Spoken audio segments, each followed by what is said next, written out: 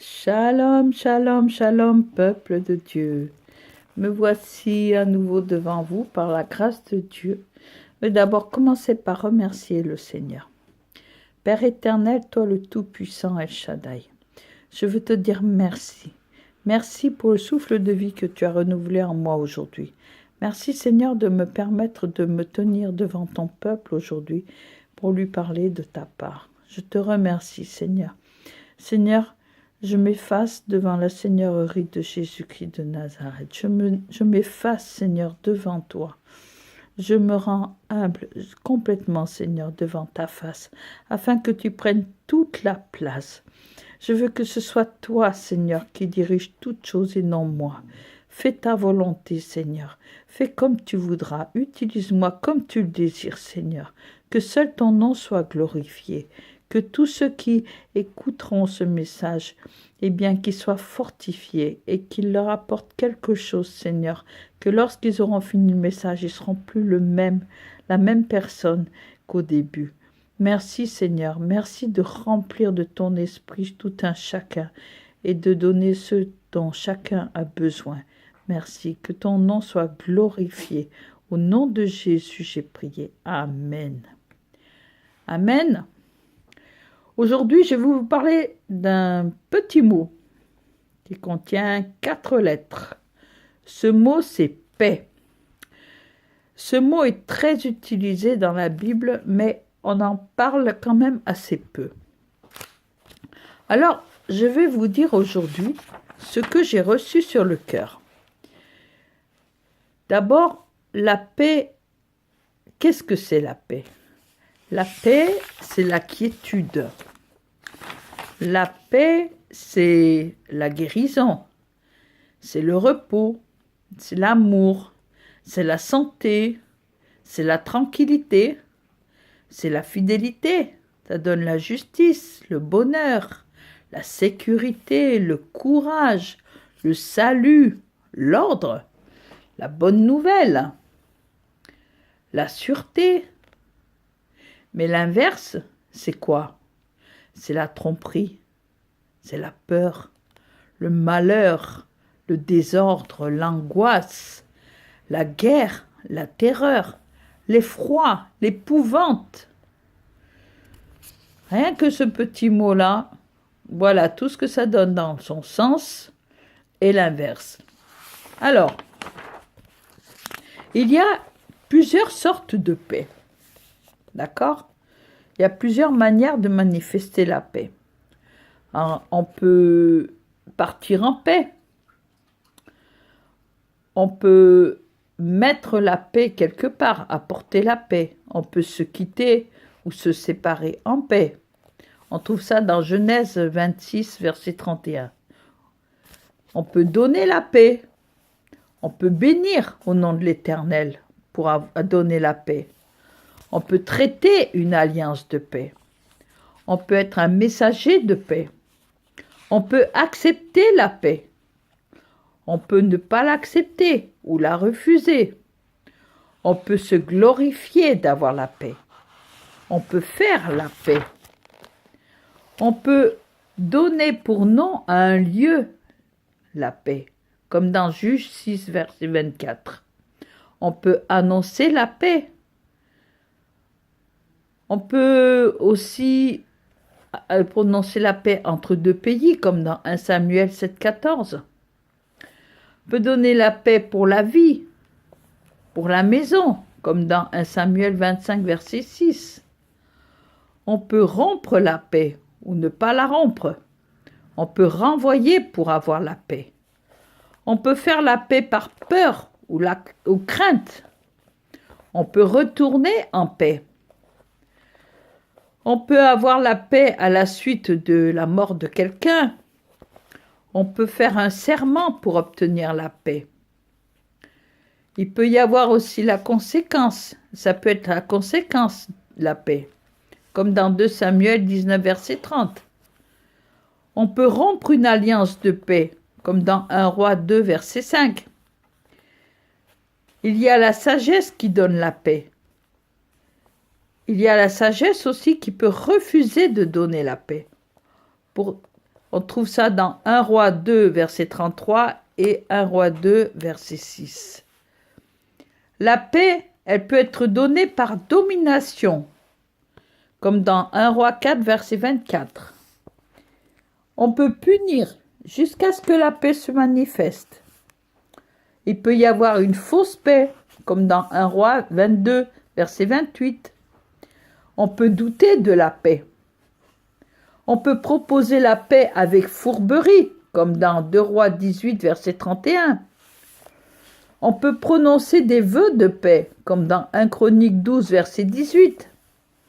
On peut obtenir la paix par soumission volontaire, comme dans 1 Chronique 19, 19. On peut envoyer des paroles de paix par courrier, comme dans Esther 9, 30. On peut être en paix avec les animaux. L'ennemi peut venir en période de paix aussi, comme dans Job 15, 21, il est écrit. On peut s'attacher à Dieu pour avoir la paix. Ça, c'est encore le meilleur moyen. On peut s'endormir en paix.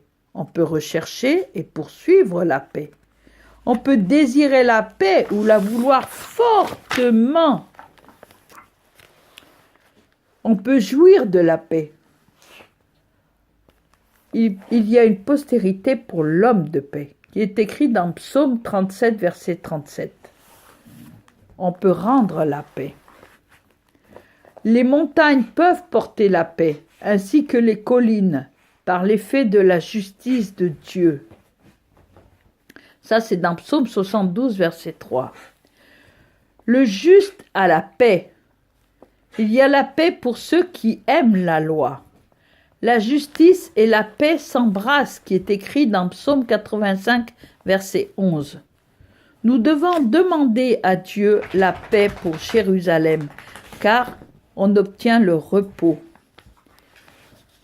Nous pouvons avoir la paix dans les murs, dans le psaume 122, verset 7, ou la paix dans le sein de quelqu'un. On peut augmenter la paix, on peut conseiller la paix. On peut avoir un temps pour la paix. On peut augmenter la paix, c'est dans Proverbe 3, verset 2. Mais on peut aussi conseiller la paix. Proverbe 12, verset 20. Il y a un temps pour toute chose, dit Ecclésiaste. Il y a un temps pour la paix, comme un temps pour la guerre. Et qu'est-ce que nous trouvons plus loin? D'un seul coup, moi j'ai vu tout ça dans la parole de Dieu. Et puis, ça change maintenant. Il y a quelque chose qui change. Le Seigneur commence à nous parler du prince de la paix. Dans Ésaïe chapitre 9, versets 5 et 6, je lis la parole de Dieu avec respect. Car un enfant nous est né, un fils nous est donné, et la domination reposera sur son épaule. On l'appellera admirable, conseiller, Dieu puissant, Père éternel, prince de la paix. D'un seul coup, ce n'est plus l'homme qui peut donner la paix, car la paix de l'homme est éphémère. Mais le Seigneur, Dieu, l'Éternel, nous annonce au travers de la bouche d'Ésaïe qu'il va y avoir le prince de la paix qui va venir. Dieu donne une paix sans fin et il assure la paix à tous ceux qui ont foi en lui. Il donne la paix à ceux qui le prennent pour refuge et il forme des projets de paix. Tout cela vous trouvez dans Ésaïe 9, versets 6 et 7, Ésaïe 26, verset 3, Ésaïe 27, verset 5, Jérémie 29, verset 11. Par contre, il n'y a point de paix pour les méchants. Voyons ça dans Ésaïe 48, verset 22. Nous devons publier la paix, car le châtiment qui nous donne la paix est tombé sur Jésus. Dans Ésaïe 53, verset 5. Dieu établit une alliance de paix. Nous devons être conduits en paix par Dieu. La louange amène la paix et la paix amène la guérison. Le chemin de la paix, c'est être juste dans toutes ses voies. Il faut régner par la paix et dominer par la justice. Dieu dirige la paix comme un fleuve et il donne des visions de paix. Mais comment annoncer la paix s'il n'y a rien à manger? Ça, c'est une question que Michée s'est posée. Nous voyons dans son chapitre 3, verset 5.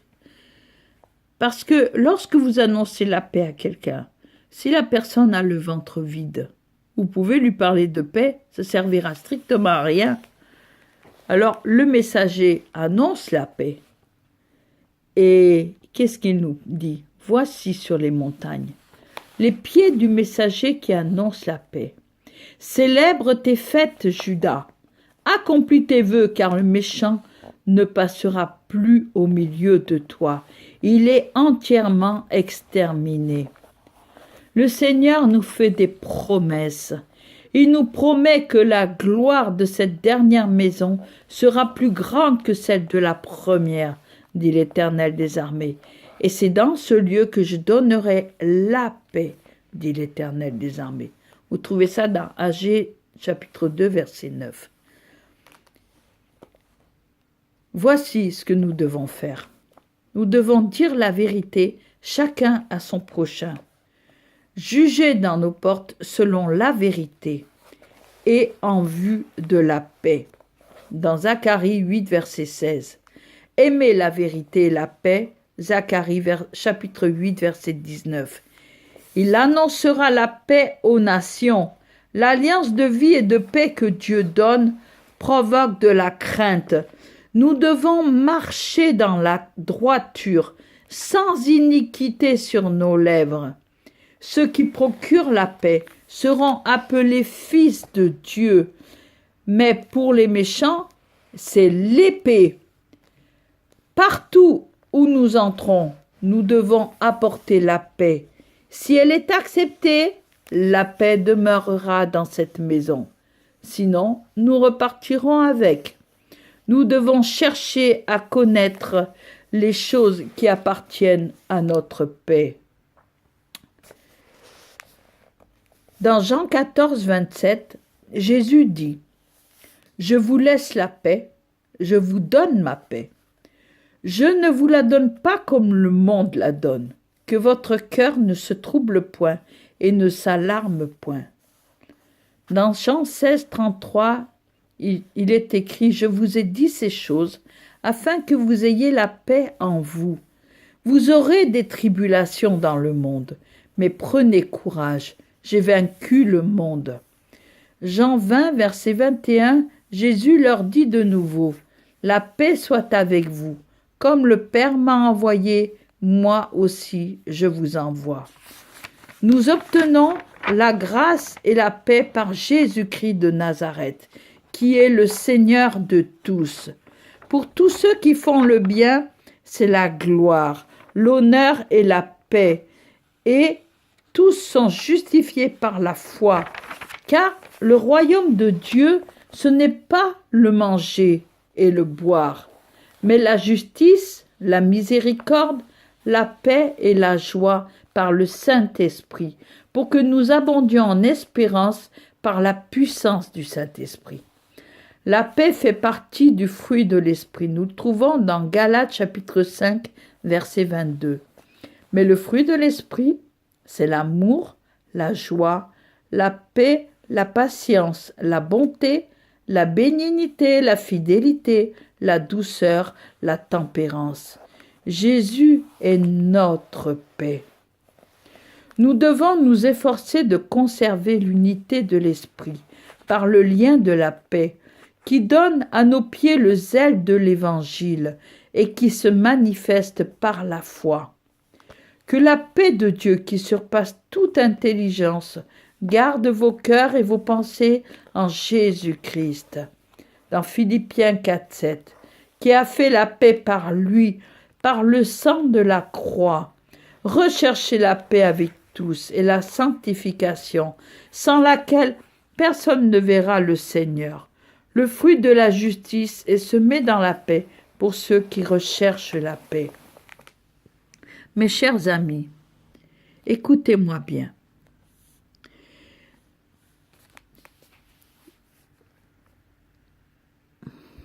Oui, Seigneur, je vais leur dire. Je suis née, moi, le 2 janvier 1957. Et j'étais une enfant qui n'était pas facile à vivre. J'étais une enfant qui était toujours angoissée, qui avait toujours des problèmes. J'étais mal dans ma peau. Je mentais, je faisais beaucoup souffrir mes parents. Ce qui fait que lorsque je suis arrivée à l'âge de 16 ans, lorsque mes parents, parce qu'il faut vous dire aussi, je souffrais beaucoup intérieurement et je ne voulais pas leur faire du mal, je ne voulais pas leur faire de la peine à mes parents. Mais malgré que je ne le voulais pas, je faisais quand même. Et lorsque j'eus 16 ans, mes parents se sont fait baptiser. Ils étaient catholiques, ils sont devenus, ils se sont fait baptiser par immersion et ont rejoint une église protestante évangélique. Donc moi, pour faire pareil, je me suis fait baptiser en disant que j'avais accepté Seigneur Jésus. En fait, je n'avais pas accepté, je ne savais pas qui était Jésus. Malgré que j'avais eu les cours pour le baptême, malgré qu'on m'avait expliqué qui était Jésus, ce qu'était le baptême, le salut, tout ça, je ne comprenais pas grand-chose, mais tout ce que je voulais, c'était me faire baptiser pour sortir de la situation dans laquelle j'étais. Mais en fait, malgré le baptême, mes problèmes ont continué et se sont même aggravés. Je me suis retrouvée plongée, si on peut dire, en enfer. J'ai vécu l'enfer sur la terre. Et j'ai vécu l'enfer, je mentais, je fumais, je volais, je faisais beaucoup de choses dont je ne suis pas fière aujourd'hui. Vraiment pas fière. Et en même temps, je cherchais le Seigneur. Je cherchais tous les moyens à connaître Dieu. Je disais, écoute, si j'ai même essayé de me suicider par 6 fois. J'ai avorté. J'ai fait deux grossesses extra-utérines j'ai dû être transportée d'urgence à l'hôpital parce que j'ai dû subir une transfusion. Ah voilà, avec hémorragie interne. Donc, j'ai beaucoup souffert. J'ai été violée, j'ai été torturée, j'ai été traitée vraiment, j'étais une femme battue, j'ai subi des choses que franchement, je ne souhaite à personne de vivre, même pas à mon pire ennemi. Et en même temps, je cherchais le Seigneur. De tout mon cœur, je le cherchais. Vraiment, je le cherchais. Parce que j'en pouvais plus de souffrir comme je souffrais. Je ne voulais plus de tout ça. J'étais tout le temps malade. Mes enfants sont arrivés. Ils étaient tout le temps malades aussi. Tout le temps des problèmes dans le travail, dans la vie financière, dans tous les domaines. Et je cherchais quand même Dieu. Je disais, si tu existes vraiment, pourquoi tout ça? Qu'est-ce que c'est tout ça? Et j'allais dans les églises, j'emmenais mes enfants avec moi, on allait voir, on a été chez les catholiques, j'ai pas trouvé, on était chez les protestants, j'étais pas contente, partout je passais, il y avait toujours quelque chose qui me manquait. Jusqu'au jour où mon fils aîné m'a dit, maman, il faut que tu viennes parce que là où tonton m'a emmené, il y a quelque chose dans cette église que je n'ai pas vu ailleurs, c'est le Saint-Esprit. J'ai dit, bon, bah écoute, moi je veux bien, je vois pas ce que ça va changer, mais enfin, bon, je vais y aller. Et je suis allée dans cette église. C'était en 1998, je m'en rappellerai toujours.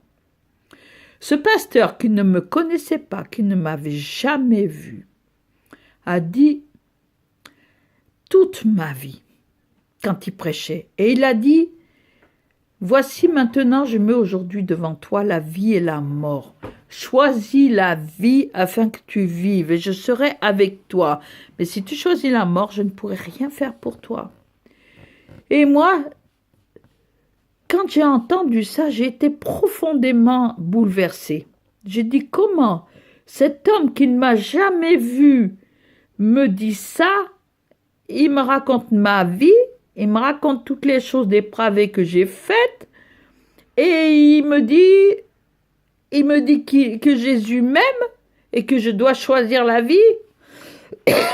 Pardon. Ah, j'ai dit non, c'est pas possible. Donc j'ai ramené les enfants à la maison, je suis partie travailler, et au retour, sur la route, j'étais dans ma voiture quand j'ai réalisé d'un seul coup que je ne pouvais plus faire marche arrière. Il fallait que je fasse quelque chose. Qu'est-ce que j'ai fait? Dans ma voiture, en conduisant, j'ai crié à Jésus. J'ai dit, Jésus, si tu existes vraiment, prouve-le-moi. Vous savez ce que je lui ai demandé? Je lui ai demandé une seule chose. Je lui ai dit, si tu existes vraiment, prouve-le-moi, donne-moi la paix. Si tu me donnes la paix, je te servirai jusqu'à mon dernier souffle.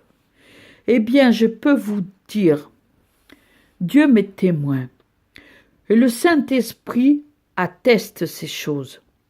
Je me suis sentie envahie d'une paix. Écoutez, c'est comme si tout mon corps s'était vidé en un instant de la tête et partait aux pieds. Quelque chose m'avait quitté et ensuite j'ai senti une quiétude me remplir.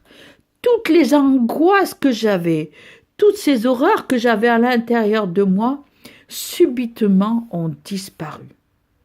Écoutez-moi, si vous n'avez pas encore donné votre cœur à Jésus, faites-le. Si vous saviez comme il est merveilleux, Dieu est absolument merveilleux, parce que quand il donne la paix, il donne tout avec. Moi, il a apporté la guérison, il a apporté le bien-être à l'intérieur de moi. Ah, c'est sûr que j'ai des problèmes comme tout le monde. Je suis attaquée par mes propres fautes. Vous savez, les démons, souvent, c'est nos démons que nous avons à l'intérieur. Et je ne suis pas allée voir un pasteur pour m'imposer les mains. J'ai plié le genou et j'ai dit, pardon Seigneur, pardon Jésus, c'est à cause de moi que tu es mort. Et j'ai pleuré. Et le Seigneur m'a dit, parce que je l'ai vu pleurer aussi. Et plus il pleurait, plus je pleurais. Et j'ai dit, Seigneur, pardonne-moi, j'étais sincère à l'intérieur de moi. Et le Seigneur m'a souri, il m'a dit, ta foi t'a sauvé, tes péchés te sont pardonnés. Va, ne pêche plus, j'ai confiance en toi. Je t'aime d'un amour éternel. Vous savez, ces paroles-là, je ne les oublierai jamais, parce qu'il les a dit à l'intérieur de mon cœur. Il les a dites, ces paroles. Et moi, quand j'ouvrais la Bible, c'était une catastrophe, je n'y comprenais rien. De ce jour-là, j'ai commencé à comprendre ce qu'il y avait à l'intérieur. Je lis la Bible tous les jours. Chaque fois que je peux la prendre, l'ouvrir et la lire, je la lis. Je lis la parole de Dieu. Il n'y a pas plus vrai que la parole de Dieu. La Bible, n'importe quelle traduction, c'est pas important ça. Oh là là. J'en ai vu combien se discuter à ce sujet. C'est vrai qu'il vaut mieux avoir les Bibles interlinéaires, grec, hébreu, et avoir ça, c'est vrai. Mais si vous n'avez pas la possibilité, même la Bible la plus simple, même sans rien, vous la lisez. Lisez la parole de Dieu. Parlez à Dieu. Vous savez, Dieu a créé l'homme et la femme. Il les a créés pourquoi? Eh bien, c'est juste pour avoir un lien d'amour avec eux. Il ne nous a pas créés pour qu'on fasse n'importe quoi. Il ne nous a pas créés pour qu'on s'entretue, qu'on fasse du mal. Moi, je vois tous les jours sur Facebook, sur Internet, je vois tous les jours des vidéos, mais c'est l'horreur. Comment on peut faire du mal à un être humain à ce point-là? Comment on peut même faire du mal à un animal? J'ai vu cette vidéo sur ce qui se passe dans l'abattoir, là, mais j'ai été horrifiée. Je dis, mais attends, Seigneur, mais d'accord, les animaux sont destinés à la boucherie, mais quand même, là, franchement, c'est n'importe quoi. Vous savez, si vous êtes homosexuel, moi je vous condamne pas, mais je vous dis, si vous êtes homosexuel et que vous ne donnez pas votre cœur à Jésus, vous allez en enfer. Si vous ne changez pas, vous allez en enfer. Si tu mens, ne mens plus, sinon tu vas en enfer. Il est écrit que tous les idolâtres, les menteurs, les voleurs, les impudiques, les efféminés, tout cela, ils vont en enfer. Tu fumes, si tu fumes, ta cigarette va t'entraîner en enfer. Si tu bois, je ne parle pas de boire un verre de temps en temps, mais si tu as l'habitude de boire, de te saouler, ou de quelque chose que ce soit que tu en as fait, une telle habitude qu'il n'y a que ça qui compte pour toi, abandonne, abandonne, abandonne, repens-toi, demande pardon à Jésus. Il est le seul qui donne la paix, le seul.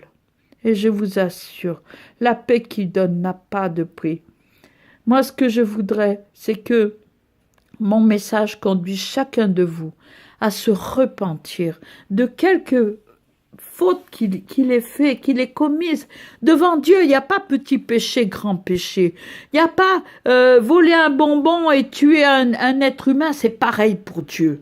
C'est pareil, parce que c'est l'intention, c'est la pensée qui compte, c'est ce qu'il y a dans le cœur qui compte, c'est pas ce qu'on avale. Il y a beaucoup de mensonges qui sont racontés au peuple de Dieu, qu'on arrête de leur mentir. Et puis, oui, à propos, je tiens à préciser aussi, ceux qui mettent des messages tels que « Ah, si tu lis ceci, tu n'as pas d'enfant, tu vas en avoir. Tu n'as pas ceci, tu vas en avoir. Tu n'as pas cela, tu vas l'avoir. Simplement, dis j'aime et tape amen. » Mais c'est du n'importe quoi. Ça, c'est du n'importe quoi. Arrêtez de faire ça. Arrêtez. Vous prenez les gens pour quoi, là? C'est pas la bonne aventure. C'est très sérieux. La parole de Dieu, c'est très sérieux. Il dit dans la parole, il est écrit qu'on doit se repentir et se détourner de ces mauvaises voies. Tu veux être guéri? Plie le genou. Dis Seigneur, pardonne-moi et donne-moi un enfant. Le Seigneur va te le donner. Oui. Il l'a bien fait avec Sarah, simplement parce qu'elle l'a cru. Est-ce que tu crois qu'en disant toujours « je vais avoir un enfant », tu vas l'avoir alors si tu vis une vie de débauche? Non, ça ne marche pas. Comment veux-tu avoir de l'argent si tu ne sais pas gérer déjà le peu que tu as? Tu ne peux pas devenir riche et prospère. Donne ta dîme, donne tes offrandes, parce que ça vient de Dieu. Mais je dis à tous, il faut agir avec sagesse. Il faut réfléchir. Lisez la parole de Dieu. La parole de Dieu, c'est vraiment un instrument. C'est un instrument qui donne la vie. La parole de Dieu va vous aider à vivre. La parole de Dieu va vous aider à marcher droit. Il faut marcher droit. Vous voulez avoir la paix, vous voulez jouir du bonheur, vous voulez être prospère dans tous les domaines. Toi, si tu n'as pas d'enfant, tu en veux un? Alors plie le genou. Repens-toi de tes péchés, adore Dieu, loue-le. Tu as besoin de quelque chose, plie le genou. Moi, je me souviens d'un hiver, il y a quelques années, où je venais de m'acheter un manteau, tout neuf, j'étais fière. J'avais acheté dans un magasin et j'étais vraiment contente, j'avais chaud et tout. Et puis à l'église où j'allais à cette époque, il y avait un couple de personnes âgées dont la femme, l'épouse, était malade. Elle devait faire dialyse 3 fois par semaine. Donc cette femme, avec son époux, ils sont partis un peu trop tard. Donc quand ils sont rentrés à la chambre de là où ils étaient logés, eh bien, ils ont trouvé porte close. Donc ils se sont retrouvés à la rue. Et je les ai vus là-bas dans l'église. Je les ai salués et ils m'ont annoncé qu'ils étaient à la rue. Donc, je les ai pris pendant près d'une semaine avec moi. Je les ai amenés à la maison. Attention, si je dis ça, c'est pas pour me glorifier. Hein. Moi, non, toute la gloire revient à mon Seigneur. Je vous raconte ça, vous allez voir pourquoi. Pardon. Donc, je les ai amenés à la maison et j'ai dit, mais vous n'avez pas beaucoup de bagages? Elle avait juste un petit gilet sur elle Et dehors, c'était en plein hiver, il faisait quand même facilement -5 à ce moment-là. Et elle m'a dit, non, c'est tout ce que j'ai. Et je lui ai donné mon manteau. Ah, j'étais fière de lui donner mon manteau. J'étais contente parce que je savais qu'elle n'aurait pas froid. Ah, j'étais vraiment contente. Mais quand je suis allée au travail, je suis partie pour travailler le lendemain. Eh ben, je peux vous dire que moi, je caillais, hein. J'avais froid. Et je dis, ah, Seigneur, je ne regrette pas d'avoir donné mon manteau. Mais Seigneur, j'ai froid. Et j'aimerais bien avoir un manteau en laine parce que comme ça, j'aurais plus froid. Mais j'avais parlé au Seigneur, simplement à personne d'autre. Quelques jours plus tard, un matin, en sortant de chez moi, et ça, mes enfants, ils sont témoins, et vraiment, ça, le Seigneur, il ne laisse jamais tomber ceux qui crient à lui. Et je descends juste à côté des poubelles, les poubelles publiques. Je vois un sac posé à même le sol, un beau sac. Je dis, tiens, il fait quoi là? Il est bizarre ce sac, il n'a rien à faire ici, c'est pas un sac pour la poubelle. Puis je prends le sac, je regarde, j'amène le sac à la maison. J'ouvre le sac à la maison et qu'est-ce qu'il y avait dans ce sac? Vous ne devinerez jamais. Le manteau, exactement ce que j'avais demandé au Seigneur. Je peux vous dire que ce manteau, je l'ai porté, je crois, pendant 2-3 hivers. Eh bien, je peux vous dire que partout, tout le monde a connu l'histoire de ce manteau. Partout où je suis passée, tout le monde a connu l'histoire de ce manteau. C'est pour vous dire, te dire, si tu veux quelque chose, dans le secret, dis-le à Dieu, marche droit, repens-toi de tes péchés. Tout ce que tu as fait, le Seigneur te pardonnera. Demande-lui quoi que tu aies fait. Si tu es homosexuel, si tu es prostituée, si tu es un voleur, si tu es un menteur, si tu es un assassin, si tu as trompé ta femme ou ton mari, si tu as battu tes enfants, si tu as fait du mal, plie le genou, repens-toi, demande sincèrement pardon à Dieu au nom de Jésus, car Jésus a versé son sang pour toi. Et à ce moment-là, il va t'envahir d'une paix et il va t'apprendre à marcher par l'Esprit Saint. Le Saint-Esprit va rentrer en toi et il va t'aider, il va te conduire sur la route que tu dois prendre. Et tu verras, là tu vas connaître ce qu'est la véritable paix. Car la paix qui surpasse tout entendement, la seule paix qui est véridique, c'est la paix qui est donnée par Jésus-Christ de Nazareth. Que Dieu vous bénisse abondamment. Je vous aime, votre servante. Amen.